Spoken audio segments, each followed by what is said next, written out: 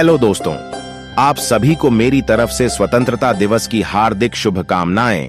आज मैं 15 अगस्त पर शानदार भाषण एक विद्यार्थी के रूप में प्रस्तुत करने जा रहा हूं।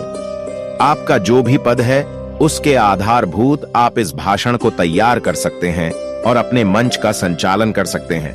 आज की वीडियो बहुत ही यूजफुल रहने वाली है, इसलिए अगर आप चैनल में नए जुड़े हैं तो चैनल को सब्सक्राइब करना ना भूलें। तो शुरू करते हैं आज का भाषण। खूब बहती है अमन की गंगा बहने दो, खूब बहती है अमन की गंगा बहने दो, मत फैलाओ देश में दंगा रहने दो। लाल हरे रंग में मत बांटो हमको, लाल हरे रंग में मत बांटो हमको, मेरे छत पर एक तिरंगा रहने दो। आदरणीय मुख्य अतिथि महोदय, सम्मानित शिक्षकगण, अभिभावक एवं मेरे प्यारे साथियों, इस महान राष्ट्रीय अवसर को मनाने के लिए आज हम लोग यहां इकट्ठा हुए हैं। 76 वर्ष पहले 15 अगस्त 1947 को आज ही के दिन भारत आजाद हुआ था। सभी को आजादी के 77वें दिवस पर ढेर सारी शुभकामनाएं। जैसा कि हम जानते हैं कि स्वतंत्रता दिवस हम सभी के लिए एक मंगल अवसर है। ये सभी भारतीय नागरिकों के लिए बहुत महत्वपूर्ण दिन है तथा ये इतिहास में सदा के लिए उल्लिखित हो चुका है। ये वो दिन है जब भारत के महान स्वतंत्रता सेनानियों द्वारा वर्षों के कड़े संघर्ष के बाद ब्रिटिश शासन से हमें आजादी मिली। भारत की आजादी के पहले दिन को याद करने के लिए हम हर साल 15 अगस्त को स्वतंत्रता दिवस मनाते हैं। साथ ही साथ उन सभी महान नेताओं के बलिदानों को याद करते हैं जिन्होंने भारत की आजादी के लिए अपनी आहुति दी। ब्रिटिश शासन से 15 अगस्त 1947 में भारत को स्वतंत्रता मिली। आजादी के बाद हमें अपने राष्ट्र और मातृभूमि में सारे मूलभूत अधिकार मिले।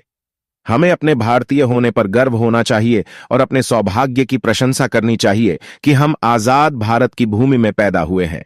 गुलाम भारत का इतिहास सब कुछ बयां करता है कि कैसे हमारे पूर्वजों ने कड़ा संघर्ष किया और फिरंगियों के क्रूर यातनाओं को सहन किया। हम यहां बैठ के इस बात की कल्पना नहीं कर सकते कि ब्रिटिश शासन से आजादी कितनी मुश्किल थी। इसने अनगिनत स्वतंत्रता सेनानियों के जीवन का बलिदान और 1857 से 1947 तक कई दशकों का संघर्ष लिया है।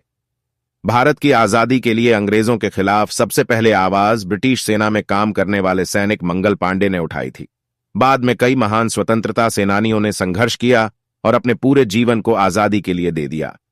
हम सब कभी भी भगत सिंह, खुदीराम बोस और चंद्रशेखर आजाद को नहीं भूल सकते, जिन्होंने बहुत कम उम्र में देश के लड़ते हुए अपनी जान गंवा दी।